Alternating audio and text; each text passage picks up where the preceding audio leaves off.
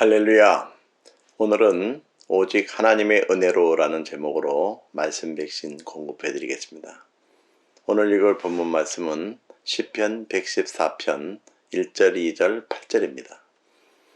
이스라엘이 애굽에서 나오며 야곱의 집안이 언어가 다른 민족에게서 나올 때에 유다는 여호와의 성소가 되고 이스라엘은 그의 영토가 되었도다. 그가 반석을 쳐서 못물이 되게 하시며 차돌로 샘물이 되게 하셨도다. 이스라엘 백성들은 애굽 땅에서 애굽 사람들이 경계할 정도로 큰 민족을 이뤘지만은 그래봤자 애굽의 노예 민족 중 하나에 지나지 않았습니다. 그런데 하나님께서 이스라엘 민족을 구원하셔서 애굽에서 나오게 하셨습니다. 그리고 광야길로 인도하시면서 반석을 쳐서 못물이 되게 하시며 차돌로 샘물이 되게 하셨습니다. 그뿐만 아니라 하나님께서는 그들의 지위나 신분도 달라지게 하셨습니다. 유다는 하나님의 성소가 되고 이스라엘은 하나님의 영토가 되게 하셨던 것입니다. 그런데 반석을 쳐서 못물이 되게 하시며 차돌로 샘물이 되게 하시는 것 못지않게 놀라운 역사가 우리 가운데도 일어났습니다. 그것은 반석보다 완고하며 차돌보다 단단한 우리들의 마음을 감동시켜서 우리로 하여금 예수 그리스도를 믿음으로 죄와 사망의 권세로부터 구원하여 주신 역사입니다. 그리고 하나님의 집에 와서 하나님의 말씀을 배우고 믿음으로 하나님의 백성이 되게 하셨습니다. 오늘날 하나님의 성소는 교회입니다. 우리가 매일 기도하는 곳이 하나님의 지성소입니다. 교회는 진정한 하나님의 나라입니다. 교회에서 하나님의 말씀이 증거될 때에 성령의 생수가 계속 흘러내립니다.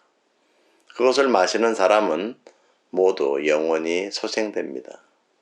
이는 오직 하나님의 은혜로만 가능한 일입니다. 성서에 나오는 이적 기사를 믿지 않는 한 여교사가 학생들에게 이렇게 말했습니다. 성경에 기록된 이적들은 실제로 있었던 일은 아니에요.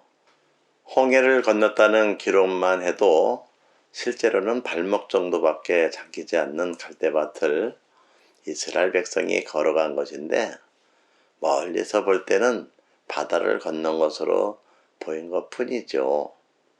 그러자 뒤에 있던 한 학생이 일어나면서 할렐루야! 이적을 베푸신 하나님을 찬양합니다 라고 말했습니다.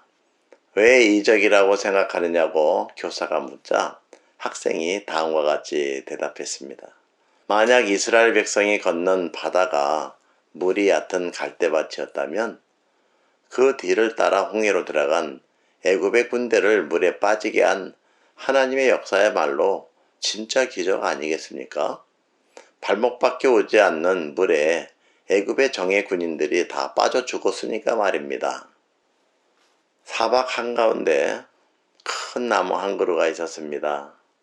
그 나무 곁에는 시원한 샘물이 솟아나고 있어서 여행자들이 나무 그늘에서 쉬면서 샘물로 목을 죽이곤 했습니다. 그런데 그 샘물에는 임자가 있었습니다. 그는 그 샘물을 사막 여행자들에게 팔고 있었습니다. 어느 날 아침 그 주인이 일어나서 보니 나뭇잎에 이슬이 내려 있었습니다. 샘물 주인은 그것이 이슬인 줄도 모르고 나무가 샘물을 흡수해버린 증거라고 생각했습니다. 샘물 주인은 자신의 돈벌이가 되는 물을 먹어치우는 나무를 베어 버리고 말았습니다. 그런데 이게 어찌된 일입니까? 나무가 없어지자 샘물도 그만 말라버리고 말았습니다. 하나님이 우리 성도에게 주시는 은혜는 매일 솟아나는 샘물과 같습니다. 그것은 우리의 뜻대로 많거나 적게 할 수 있는 것도 아니고 하나님의 뜻에 따라 매일 공급되는 은혜입니다. 오직 하나님의 은혜뿐입니다. 같이 기도하시겠습니다. 우리에게 기쁨을 주시는 주님, 우리에게 소망을 주시고 구원의 기쁨을 주사 기뻐하며 살게 하여 주시기를 원합니다. 우리의 수고만으로 인생을 살아간다면 헛된 것뿐이니 주님께서 주신 사명을 잘 감당하며 살게 하여 주옵소서. 우리의 삶이 예수 그리스도를 중심으로 하여 올바른 믿음으로 날마다 감사하며 살게 하여 주옵소서. 우리에게 다가오는 고통과 역경 속에 하나님의 뜻을 깨닫고 더욱더 믿음으로 나아가게 하옵소서. 우리 주 예수 그리스도 이름으로 기도하옵나이다. 아멘.